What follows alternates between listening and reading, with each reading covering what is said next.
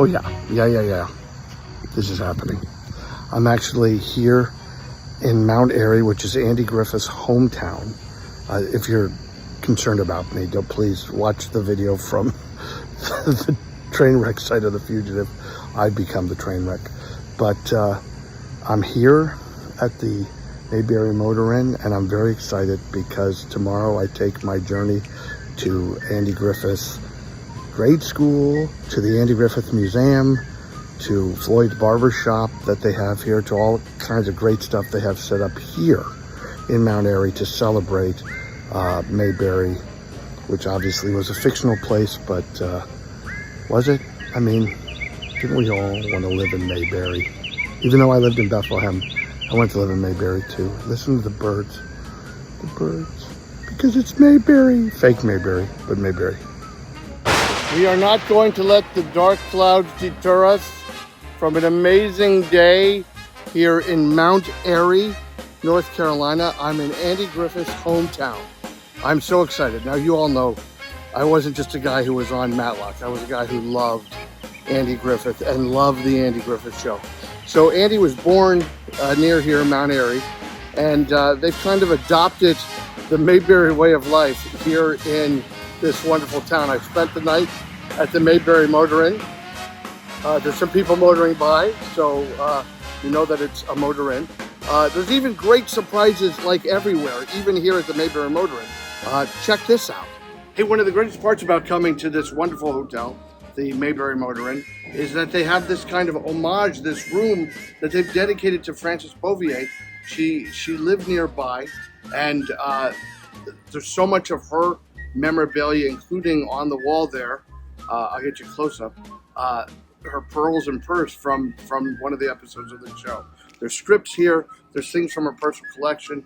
In the back there's one of her outfits. I mean, look, it's already a great day. It's just begun. It's just begun.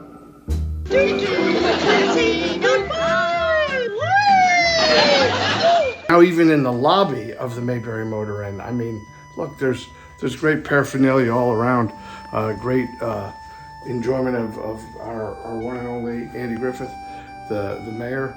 There's some coffee here. Now I'm going to go over to Leon's, I think, so I won't enjoy the coffee here, but it looks like a lovely breakfast. Nice people, and maybe Alexander Graham Bell will call on that phone. I'll let you know. Oh, you know who's there? I'm sorry. I'm such an idiot. Hold on. Sarah? Sarah, get me to Leon's. I'm going to Leon's now.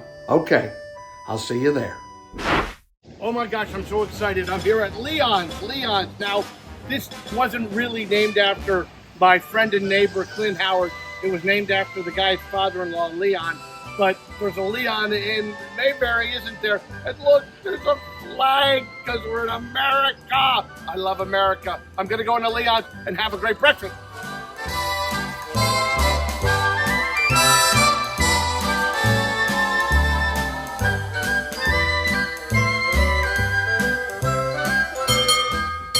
Oh my gosh, I'm so excited. I'm here with my new buddy. Everybody's your friend in Mount Airy. I'm here with Mike Cockrum, and he runs this amazing tourist service where I'm gonna go in a squad car, and I'm gonna tour Mayberry. Right? That's right. Happening? Yeah, Mayberry and Mount Airy. Tell me how this idea came to you.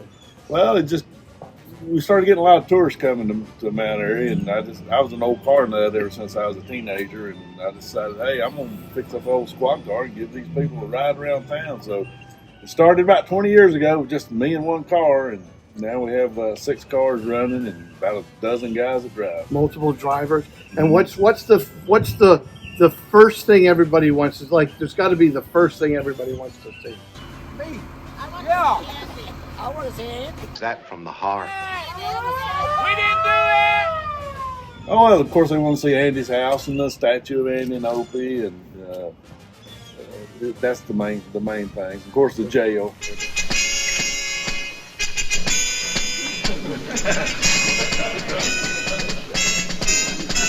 It's great. I'm so excited. I'm going to take the tour. All right, here we go.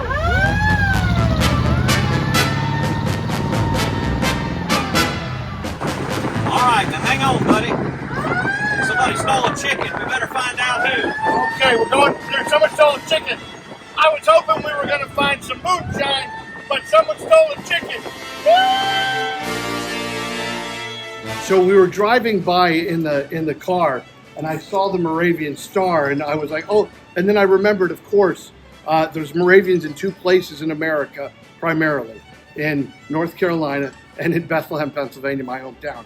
And of course, everybody in Bethlehem knows that star. So this was Andy Griffith's home parish. Although he was born Baptist, he became a Moravian at some point in his life.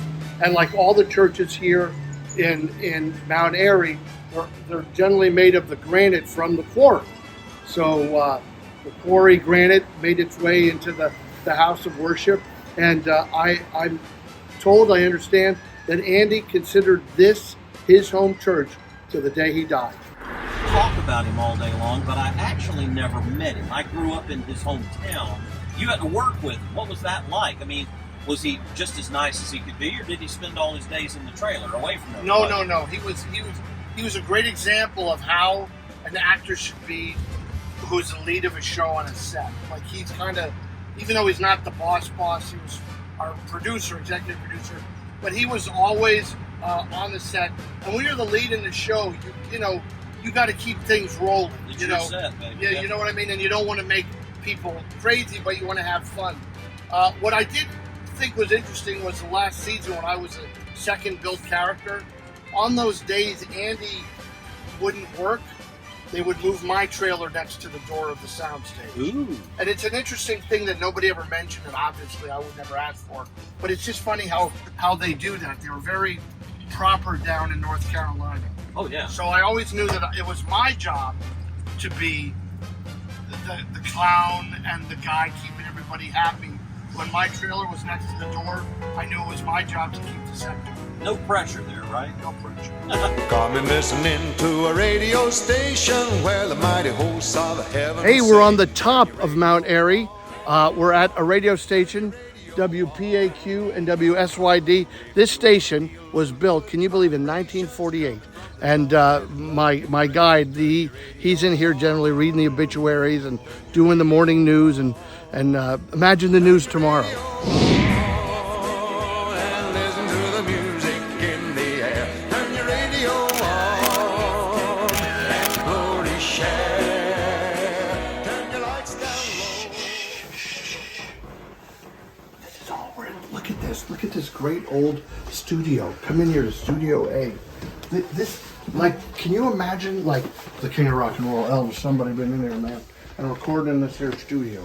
Look at this. And I gotta tell you something. This you can't tell because it's a video. I wish I had smell-o-vision.